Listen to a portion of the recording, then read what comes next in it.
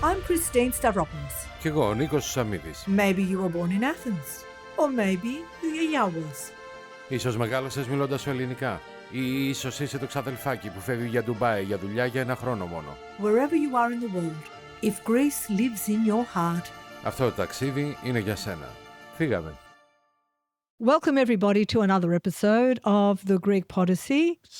Another special episode. I say this every week because every episode is special, Nico.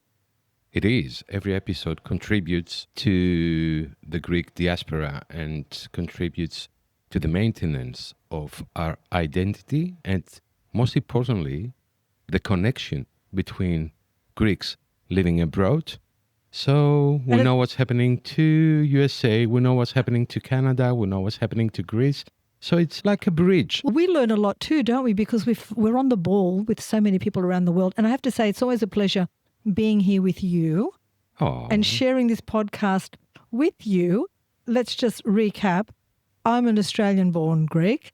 Nico is Australian-born, but he left when he was 3 and he spent the majority of his life in Greece. So it's a good combination. It's a good chemistry. I am more of the diaspora and you are a child of Greece who now lives in the diaspora. So we joined it together and we bring it all to you. So talk us through today's episode. First of all, I would like to welcome everyone on this episode. It's very interesting episodes. And today's episode has to do with philanthropy and Philotimo, because these two words are very strongly connected. From the ancient times to the Byzantine times, the Ottoman occupation times, till the creation of the modern nation of Hellas. So we're going to talk about philanthropy and Philotimo, which are, as I said, connected, and how philanthropy benefits Greece during the old times and the modern times as now. And for that reason, please introduce who we're going to have today with us. Our very special guest.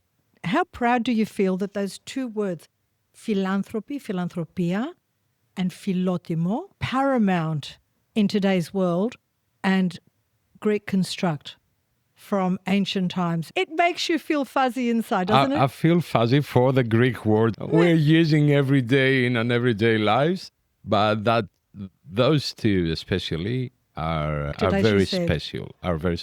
I went to an event. I knew this organization and I'd heard of it and the wonderful work they did. Back in March, I had the honor of attending one of their special events and going through the PowerPoint presentations and the speeches. I just felt this fire inside me of wanting to make it bigger, make it better, reach more people. And I have huge admiration for the volunteers that put these organizations together. The one in particular that we're talking about today is the Hellenic Initiative. And very happy and proud to have with us the president of the Australian Hellenic Initiative. I'd like to give a little bit of background on Mr. Nick Pappas. He has roots from Castellorizo, from mother and father. His mother was born here in Australia. I'll have to say off the bat, for those guests around the world, our viewers around the world, we have a football code in Australia called the NRL. And it's probably the pinnacle code of Australia.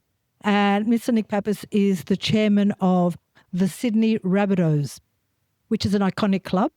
Nick is a supporter of history, culture. He's a lawyer, a huge advocate of sport and Hellenism. He has sat on various boards.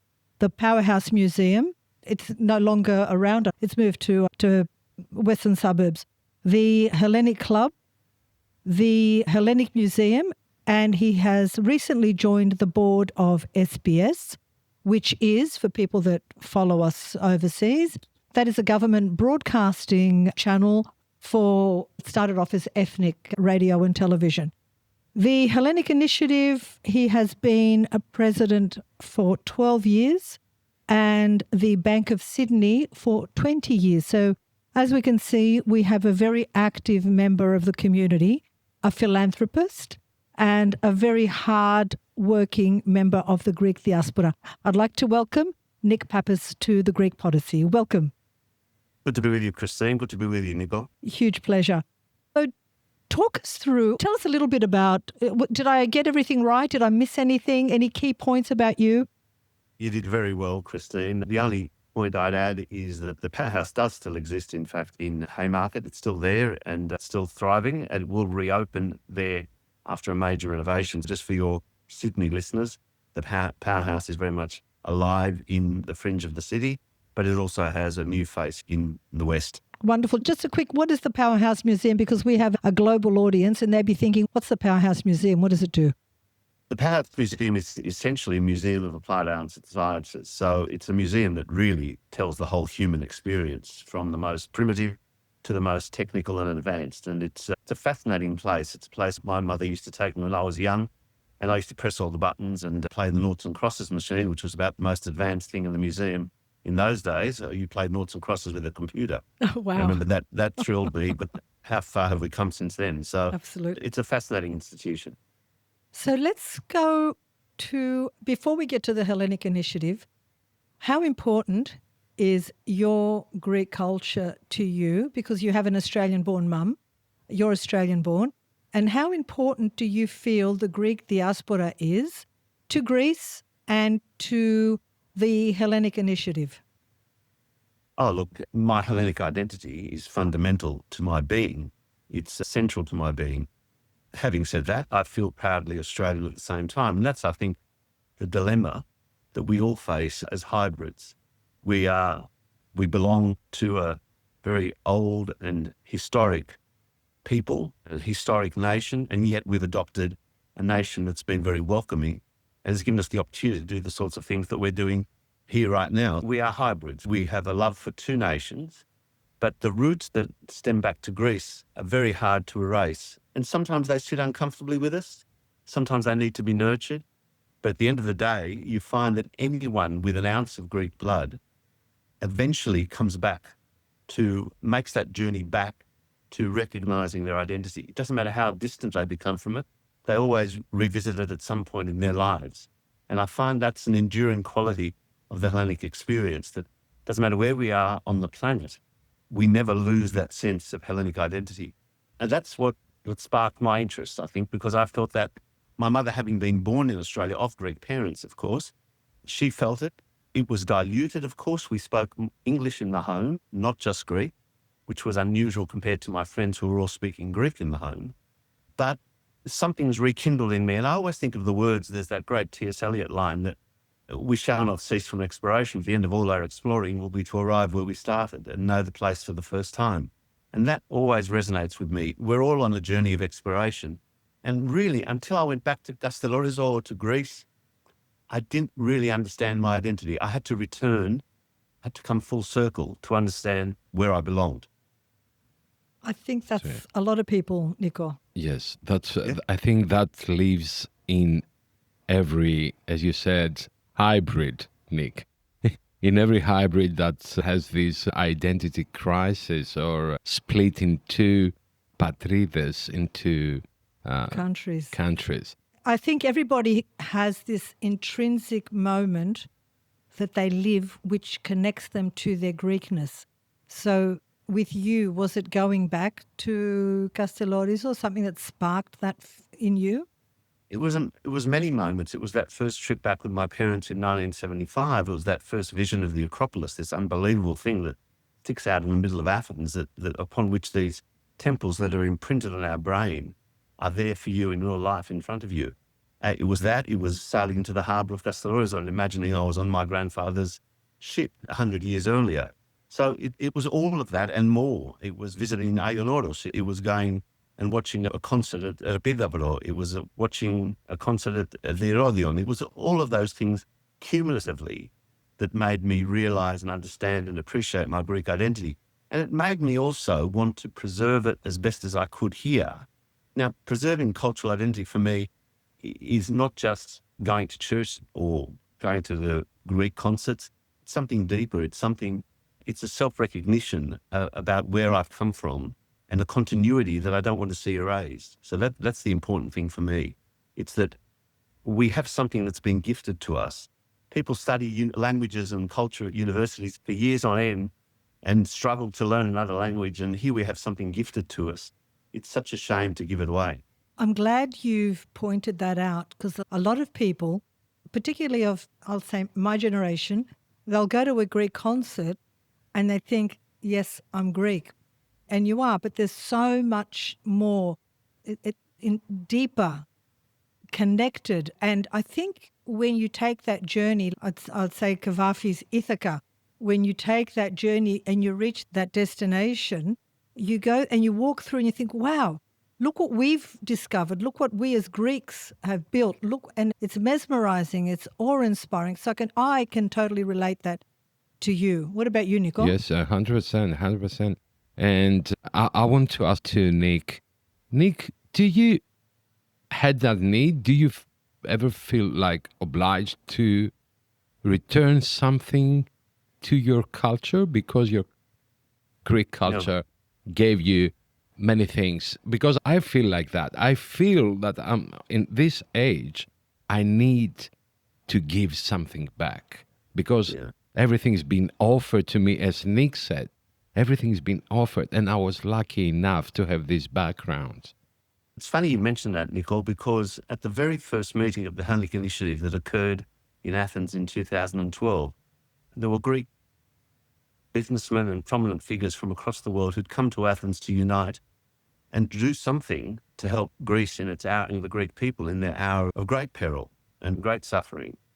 And it reminded me, they were like, we compared them to representatives of ancient city-states all coming together for a meeting as the Persians were lining up outside of Athens. And that was the analogy that someone made, and it struck a chord with me because, of course, the enemy wasn't the Persians this time. The enemy was the West itself, which was imposing all these very austere measures upon Greece that were leading to great suffering with no fault on the part of the Greek people themselves.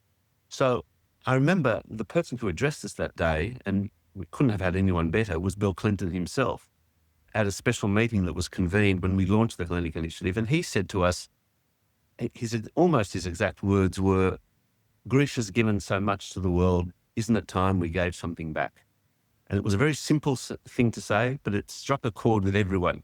We owed the debt to Greece. Greece just didn't owe a debt to foreign nations or foreign banks. We owed Greece collectively a debt. And Greek Australians, Greeks and non-Greeks, because there were not only Greeks there were philanthropists who loved Greece, but were Phil-Hellenes, but not necessarily of Greek backgrounds. That was an awe-inspiring day, I must say. And you've reminded me of it, Nico, with that question, because it was that principle that we owed something back for what we'd been given as Greeks, international Greeks, doesn't matter where we were, we owed something back for what we'd received. And that really prompted us into action. And that's how the Hellenic Initiative started, Nick? Yes, that's what, to use the expression, that's what initiated T.H.I. That's what initiated the Hellenic Initiative. In fact, that speech from Clinton was awfully inspiring. And we left Athens in 2012 after that meeting. Of course, the vision for the Hellenic Initiative started with Andrew Liveris, a well-known Greek Australian who has succeeded on the world stage and is now heading our Olympic Games, Brisbane 2032 Olympic Games committee, and is doing a wonderful job, as he does in all his enterprises. And so it was Andrew's vision, and then all these people coming together from across the world at his invitation, hearing Clinton speak and others speak. And I remember George Logothetis gave a fantastic speech at that luncheon as well, which was also inspiring. And so that was the trigger to establish T.H.I. in Australia. T.H.I. had already commenced in America. It was just starting in Canada. And now it was our turn in the Antipodes to do our own bit, as was the UK at the time. Now, of course, we're a much larger sort of international not-for-profit movement that embraces a number of countries and is growing every month with new countries joining the flock. And what we wanted to do was not only help Greece, helping Greece is one important part of it, and probably the critical part, but an ancillary benefit. And this is probably the bit that I've found the most moving, if you like, is that we have united as Greeks across Australia for the Hellenic Initiative. We have a lot of community groups, we have a lot of state-based groups, but we don't really have truly national groups. And T.H.I is truly national. Our board and our supporters are from across the country. And we've risen above community parochialism, if you like, which is not necessarily a bad thing. But in this case, we needed unity. We didn't want church versus secular or bodies. We didn't want this island versus that island. We didn't want that brotherhood against that brotherhood. We wanted everyone to be united. And so we wanted to perhaps lift ourselves up above the community politics and do something united. And the great benefit is we now have people that deal with each other across the country as friends, as business colleagues who've come out of the T.H.I family, which if it weren't for T.H.I, they wouldn't know each other today. So that's been an ancillary benefit, and that extends internationally. It doesn't just extend to Australia. We have a huge T.H.I family across the world now, and we are all very close. And that's something that, for example, the Jews have done very well for a long time, is embrace each other from across the world and come and unite when they need to unite. It's about time we did it too, and we're just starting to do it now. Isn't that what's made them so powerful as That's a right. group, the unity? And with the T.H.I, it is refreshing and enlightening to see an organisation like that, because as we know, in most organisations, they're fraught with politics, division. And hearing you say that you connect and unite as a family, not only here in Australia, but abroad, is truly inspirational. And only through that vision can you achieve the results that you've been achieving, which we'll go into talking about the actual Hellenic Initiative. I Yes. want to say that I was lucky enough to be part of one of the events that the Hellenic Initiative of Australia organized a few months ago, and I was surprised from the drive and the passion everyone had from the top to the bottom to offer, to give, to have something successful that will make a big bam outside in the Greek communities in the world. And Nick, thank you. And I'm always on your disposal whenever you need me. Please, more than happy. You played a big role. You didn't play a small role. I think you said you played a small role. You didn't play a small role. You played a big role that night, and you really helped us engage our audience on the night. So thank you for that as well. It's my pleasure. We'll just mention that Nico was the musical director of the evening and put on an amazing performance that entertained everybody. Mr. Nick Pappas is right that this Nico, you did play a big role in the Whatever success of the is evening. Nick involved, it's a successful thing. It's a name. It's the name of Nico. Now it's time to go to Luca's segment from Helco Consulting. Please note, the content of this podcast is for general informational purposes only. It does not constitute legal, financial, or professional advice. The views expressed by the hosts and guests are their own and should not be relied upon for making decisions. Always consult a qualified professional for advice tailored to your situation. Hi everyone, welcome back to another episode of the Greek Podyssey, where we'll be unpacking all things business in Greece. So last week we spoke about real estate, its benefits and its pitfalls and certain risks surrounding it, especially as an Australian where we always want to cross all our T's and dot all our I's. But we'll be going a little bit further into certain sections like how do we qualify a property? What are the certain things that I need to look out for? And how can a service like ours at Helco Consulting, where we're actually doing the search on the ground, be of benefit to an Australian or someone that doesn't live in Greece? So the first and foremost important thing is obviously having an idea of what you like. I mean, obviously the search changes as you go along, but having an idea, do I want an apartment? Do I want a freestanding house? Do I want something on an island? Do I want something in a city? Do I want something that's going to be a base I come and go from? Or is this purely an investment where I do something like an Airbnb or a short-term holiday rental? All of these are really important factors to look at because especially in a city like Athens and Thessaloniki, over the last 10 years where Airbnb has popped up, a lot of apartments have been renovated to the style of an Airbnb, which means that to live in it, it would feel like you're living in a hotel. And they're not really the apartments to go for if you want to have that as a base.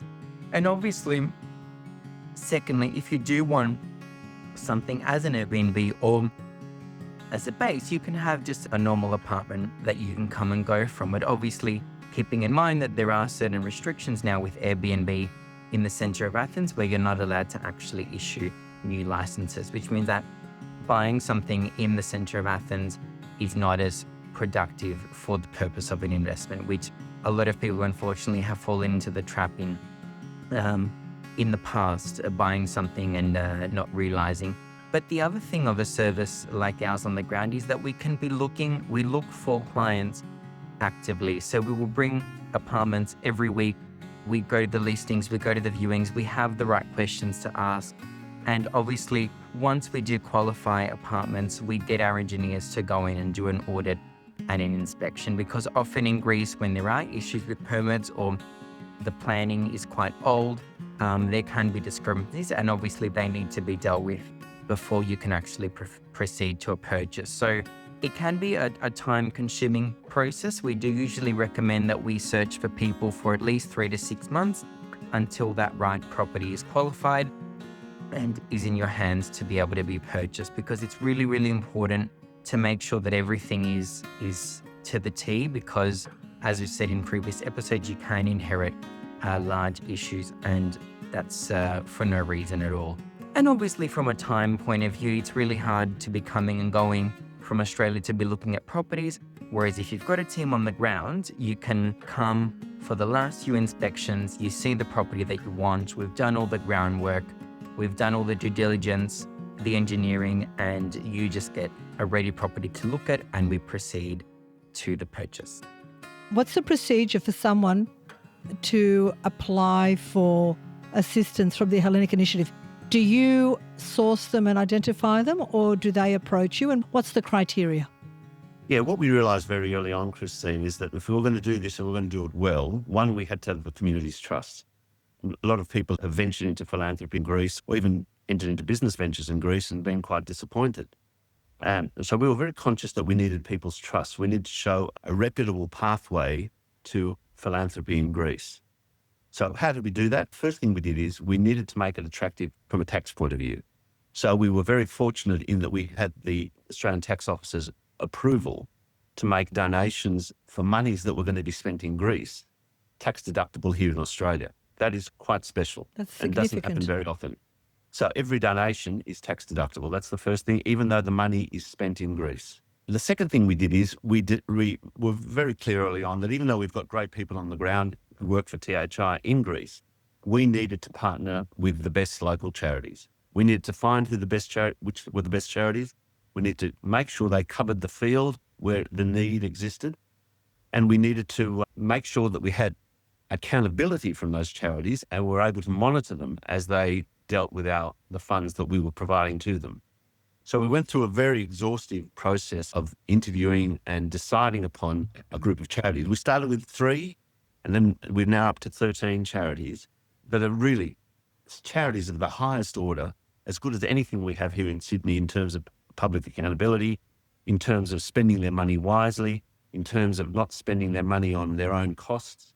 They're very frugal, and they're people motivated by the best intentions. They're people who are truly want to make a difference in Greece. And I'm very proud to say that some of these charities, and we'll go through some of them if you like, and there's MOS and SOS Children's Villages and The Tipping Point, and there's so many that I could name. Doctors of the World is another one. And they are charities of the highest order, as I said, as good as anything we have here in Australia. And they make you proud because they are truly exercising philanthropy in its truest sense. They don't work for very much money. They are motivated by good intentions, charitable intentions, and they do it because they care for the people on the streets. One of our charities, Emphasis, was established and run by a woman, Maria Cara, who is pretty wealthy in her own right, but she realized that money wasn't everything. And she'd walk down Bidar and she'd see people in squalor, some of the poorest of the poor, and she just couldn't live with her conscience. And she basically left her very remunerative occupation or business that she was operating with her husband and devoted herself to these people on the streets of Bidar. And like her, there's many others, and they are an example to really rejoice in because they are exercising, as I said, philanthropy in its truest sense. Philotimo is one thing. Philotimo is good. We honor our friends and we honor the people we love and we honor even the stranger. But philanthropy is a much broader concept and it's far more difficult to exercise because it means you are embracing a community of people, not just one person. You are embracing a class of persons who are destitute, who are in absolute need. And I remember some very moving moments. One of our charities, and I'm sorry I'm talking so much, but No, no, no. one of our wonderful charities is Borume, which collects food so that it's not disposed of farmers' markets across Athens and Thessaloniki. And they go to the Lakes and the producers and the wholesalers and the retailers gladly give over their excess food to Borume after every Lake. Now, that food is then distributed to the poor. And it's amazing how much gets thrown out. We have it here in Australia. There is so much waste. Absolutely. And what you can do with that waste is provide it to those that need it. And that's what Borume does. And one of the great things about Borume, this is the bit I want to mention, is that one of the programs we run is getting Australian tourists, Greek Australians or just Australians who are visiting Greece, to do some volunteering with Borume in the farmers' markets, helping collect the surplus food that would otherwise be thrown out. Let me tell you, it sounds like a terrible thing to do. It's the most fulfilling thing you can possibly do, and spend an afternoon with Borume and see the esprit de corps that exists amongst the wholesalers, the retailers, the customers who take out from their bags and give you their own food that they've bought. We'll give it to supplement what we've collected. Can I just interrupt there? Yeah. We have Greeks from around the world, and this is now to everybody listening to us. Greeks from around the world that holiday in Greece every year. This is something that I've just learnt of and something that I would dearly love to take part in next time I'm in Greece, to actually, because I always visit the farmers markets, and how wonderful to be able to take part in this initiative, knowing that I would be helping people in need and this wonderful charity. Anyone that would be listening and would be interested, how would they approach Borume to volunteer to take part in this program? They would go through our office, through the T.H.I Australia office, and we would line them up for a session at their convenience. They might want to take an afternoon, they might want to take a day, they might want to take 2 days, they might want to take just 1 hour. Whatever they want to do, there's always help needed. And we will line them up with Borume. We'll organise the meeting, we'll organise the venue, the place that is most convenient to them. You leave entirely fulfilled. I must say, you leave entirely fulfilled. I've done it twice, and it was incredibly moving on both occasions. And I remember on one occasion, it was very moving. I was distributing food in the centre of Athens, and there were some refugees there. And even those destitute refugees offered to come forward and give some of their food and help us distribute. There are incredibly moving moments like that. And people that sometimes are otherwise maligned, you find present a different face in these circumstances that is very rewarding to watch. I'll just share a little story.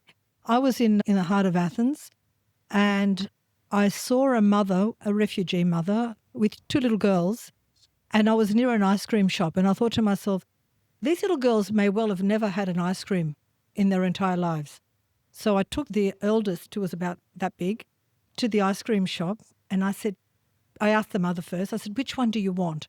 And she picked pink, as little girls do, but the one thing she did, which really tugged at my heart, and I get emotional thinking about it, is she tapped me and pointed to her sister, and she thought, what about my sister? And I just felt so warm, just the feeling that I had to bring a smile to the faces of those 2 little girls. Yeah, and I am getting emotional thinking about it. You shouldn't be ashamed of emotion. It's a beautiful thing. If we can... Sorry, I just got to compose myself. If there's a way that, I can go and collect food and distribute to these people in need, is there any bigger definition of Philotimo and philanthropy? And if once we lose that humanity, we lose ourselves. And that's why I'm so passionate about what you do in the Hellenic Initiative. Let me give you another example that's equally emotive. And that's Ped Trauma, another charity that I haven't mentioned, Pediatric Trauma Care. It's a wonderful charity established by a lady who's very wealthy, very comfortable. Natasha Vrekos, her name is, a wonderful lady who saw a need. She was traveling in rural Greece and she saw a child have an accident, and she realized that there was no pediatric trauma care in the regional areas of Greece, that children had to be flown into Athens or Thessaloniki for emergency care, by which time they'd either died or they'd been left with debilitating injuries. So she made a decision to do something for pediatric trauma care. Very specialized topic, but one that goes straight to the heart, because it's about children who suffer from accidents for which they're not in no way responsible, and whether they be car accidents or accidents in the home or whatever.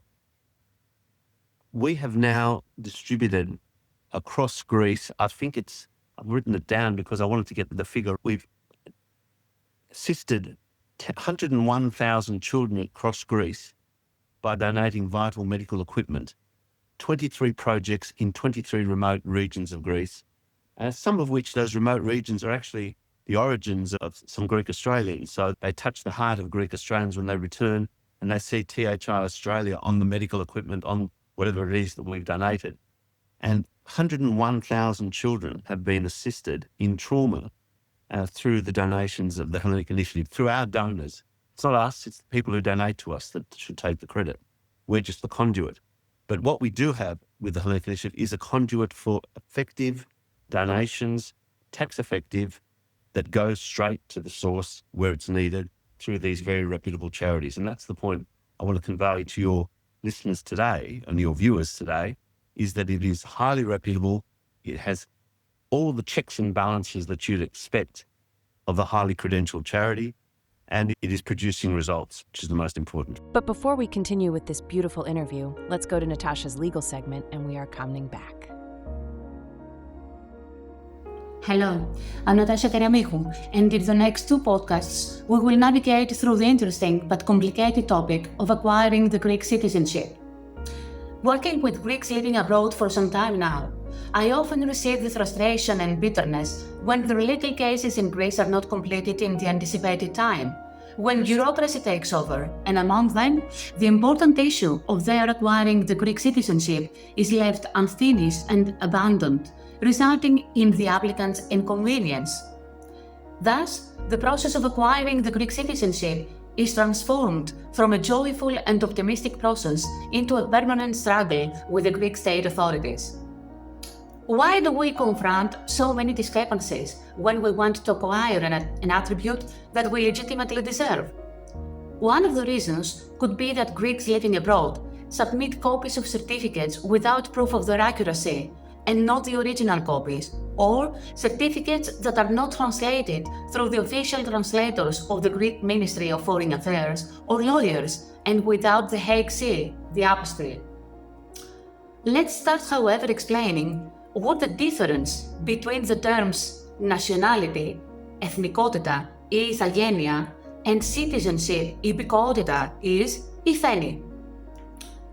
According to the Greek Association for Human Rights, citizenship and nationality are the same. They both indicate the relationship between a person and a state to which he or she belongs, namely, he or she is a citizen.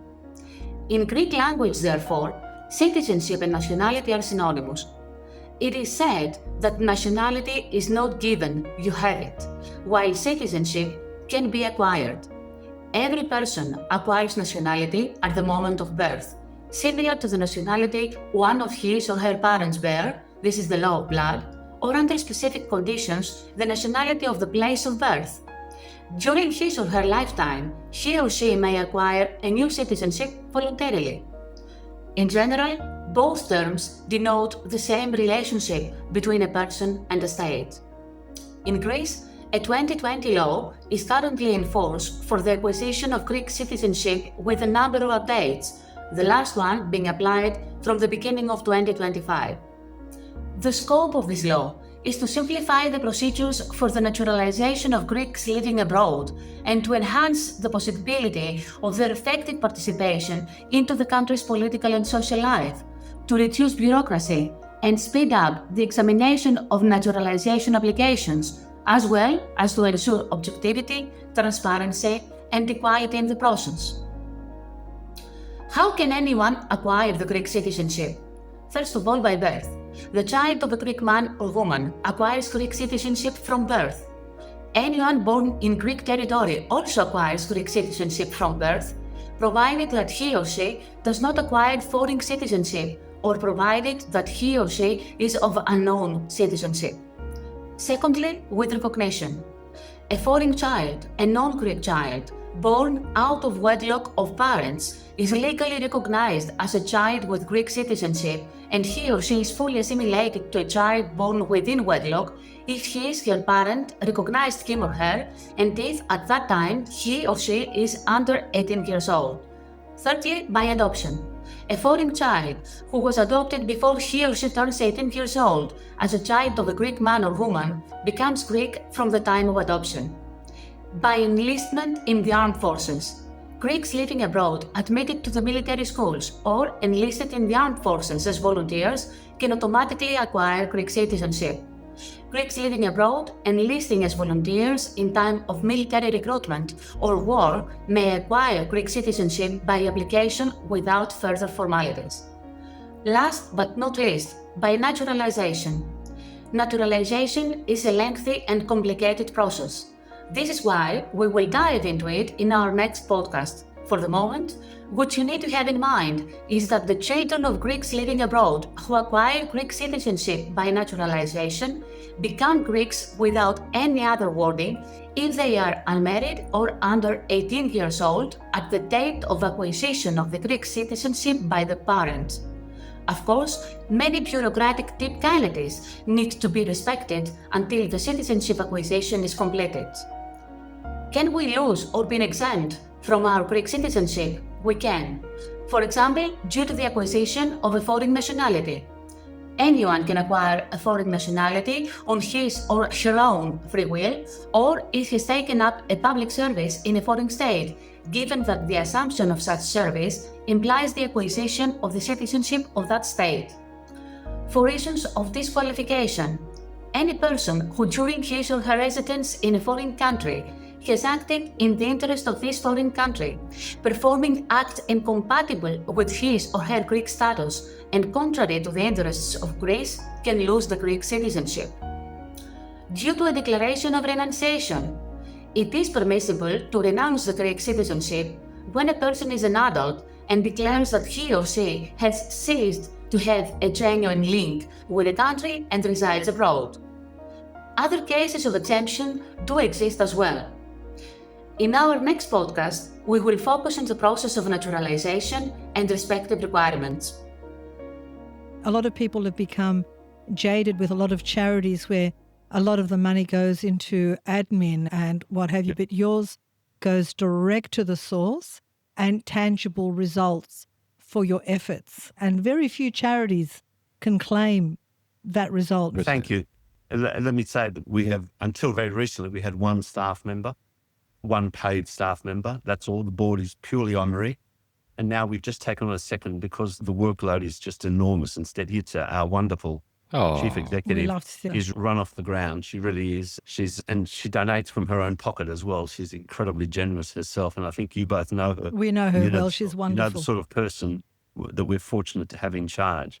Now, and one thing I didn't mention at the outset, which I don't want any misunderstandings, is that this week I stood down as chair and handed over the reins to George Kalis, who's our new chairman, and he's going to do a marvellous job. He's been on the board for basically since our inception, and the time had come for me to stay on the board, but look at succession and look who next was in line.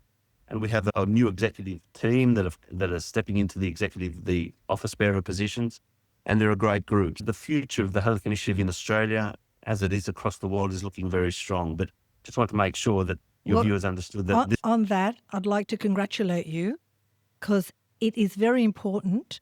There are some organisations that cling and they never want change. It's admirable in an organisation where someone says, I'm going to pass the baton on to someone else. They have different networks, they have different visions, and then you all work together as a team supporting the new person rather than being the one that wants to cling to that position and never let it go. I think that's admirable and rare. Thank you. I think it's healthy to rotate the positions. If it wasn't our formative period, I probably would have retired earlier, but we had a lot of growing to do during that period and we needed a steady hand. a consistent hand on the timoni, to use the Greek nautical expression. I want to ask something. I know, okay, of course, the need to feed the people or to put a roof over their head and to try to eliminate poverty in a way, if I can say so, it's very important. There is the other part that I think Greece is in need, and that part is, I'll talk as an artist now, Nick, it's the cultural part, the cultural poverty. There are sectors in Greece that maintain culture, and they are in need. For example, the organ festival of Anosiros. I know that the Hellenic Initiative has allocated some funds for this reason. Do you have any actions taken for this kind of help? Thank you for raising this. And the cultural limb is a new area where now that we're broadening our palette, if you like, to include not just crisis relief, because Greece is slowly, not completely by any stretch of the imagination, but is slowly emerging from the crisis. It's going to take a long time for the full benefits to trickle down through the economy to those that are still suffering. And there are a lot of people suffering, a lot of people. But we're broadening our palette, if you like, to include culture and the arts, because we saw that there were a number of people within the cultural sector who would otherwise wouldn't have noticed, but who have really done it hard. And they're putting on performances, whether they be recitals or theatrical performances, at a loss, and doing it out of love. And people in the arts, as you would know, Nicole, generally do it out of love. They're not, the majority are not doing it for money. And they're almost destitute. So we identified one particular cultural initiative that we supported last year, our first one, but we're looking for more next year. They have to be based in Greece. They have to have necessitous circumstances. They have to be imperiled in what they do and unable to do it on their own resources.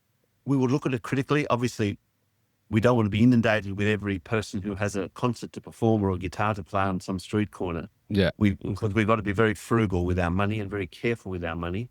But if there are cultural initiatives of a significant scale that are imperiled because of the financial circumstances they find themselves in, we'd like to hear from them. I would I would love to assist in that, as my connections on that sector. The arts are the bedrock of our culture as well, aren't they? It's a very important culture aspect of our identity. Without the arts and theatre and what have you. And I agree with what you said, Nick. It's not about, oh, I'm a promoter that wants to have a concert and I need help. It's nothing to do with that. Yeah. It's got to have cultural significance. We talk about, for example, like the Festival of Anosiros, which is, I don't know if you're aware of that. It's one of, very well. But so it's the only organ festival, and this year, next year is the 10th years of the festival. Everyone's doing an amazing job there, and sometimes it's difficult for them to secure the funds for the next years. So that's an example. That's an example, but it's a good example. It's a good example because, I mean, we're very conscious that the Υπουργείο Πολιτισμού has cut its funding to a number of cultural initiatives across the country. That's true. And when we analyse whether a particular cultural organisation fits our criteria, one of the things we look at is how much their government appropriation has been reduced during the crisis and compare it to what it was before the crisis, if they existed before the crisis. So that's very important. The Anosiros Festival is I could give you 10 things like Anosiros that we would look at. We can't do everything. 100%. Another thing I want to mention just outside, and something you've reminded me of, Nicola, so thank you for that, is beyond the cultural. The other thing the Hellenic Initiative does is we bring interns to Australia for 6-month internships with major corporations, banks, architectural firms, engineering firms, accountants, lawyers, to work for 6 months on the condition that they return at the end of the 6 months, fully paid for those 6 months by the entity. We've done that very successfully, and we're restarting it again in 2026. We're going out to seek applicants in Greece who want to come to Australia, not because we want them to come here and contribute to the brain drain. That's the last thing we want. We want them to come here on the condition that they return after 6 months, but their CVs will be fortified and embellished by the work experience they have in Australia. And what we found is that all the ones we brought in our first decade all went back and got jobs immediately. And that was something very heartwarming, because coming out of university with no work experience, it was very hard for them. They ended up working as taxi drivers or menial jobs in cafes. Yes. And after 6 months in Australia, they could return and get a job with a bank or with an beautiful. engineering firm. That's beautiful. That's See, very I've learned nice. so much from that. I thought I knew I a lot didn't know about the that. Hellenic Initiative. I've just learned so much more. Nick, just I think getting to closing, in your view, what makes the bond between Greece and the diaspora so enduring and powerful? It's a great question. I think there is something particular about the Greeks, I must say. There are diaspora communities that are bigger than ours, the Lebanese, the Irish, the Jewish, perhaps not in numbers, but definitely in potency. What makes, I think we stand apart a little bit. The fact that we have this tendency to seek out any Greek name, and when we see credits in a movie, we see a Greek name and we get excited. That's true. That's very true. We're all like that, and we do it. And even if we don't want to do it, we can't help doing it. And that tendency to look for the Greek or the Greek connection in anything we do or in anyone we encounter is, I think, an ingredient that is quite particular to us or peculiar to us. Now, why did I get involved? I got involved because I wanted to help, obviously. But it's also about the legacy that we leave for our children. Because what I found is that this really resonated with my children. They wanted to come to the gala that we had. They wanted to come to our events. They wanted to help in Greece.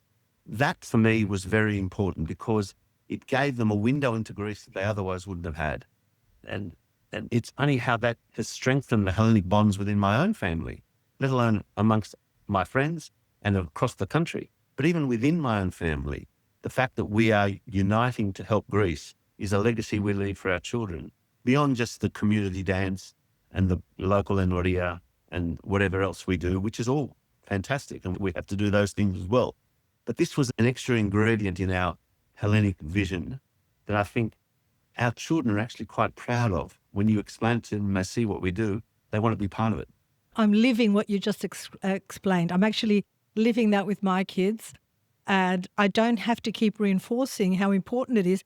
They're seeing that now. And my daughter-in-law, who's Australian, has said, I really want our children to be connected to their Greek heritage, speak Greek, understand history, and it's subliminally in the background. We live day to day. I'm just so inspired. Where can people, we're going to put up on our social media the Hellenic Initiative, some of the projects that they've done, but more importantly, how you can contact the Hellenic Initiative. And I'm also referring to major corporations that would like to be part of these phenomenal charities. If you want to take some interns in from overseas, put your name on a database, and that would be a fantastic way for you to stay in touch with your Greek roots and to also contribute in a spectacular way to Greece and its ongoing development. I couldn't put it any better, Christine. You've said it perfectly. And just on those internships, if I can add just one comment. Absolutely. We found that the companies, and they were major companies, from big banks to major enterprises, they received a reciprocal benefit as well, which is one of the nice things about internships, that the Greek young student who came and worked for them 6 months became very much part of the fibre of their firm in each case. And they didn't want them to leave, even though they had to leave.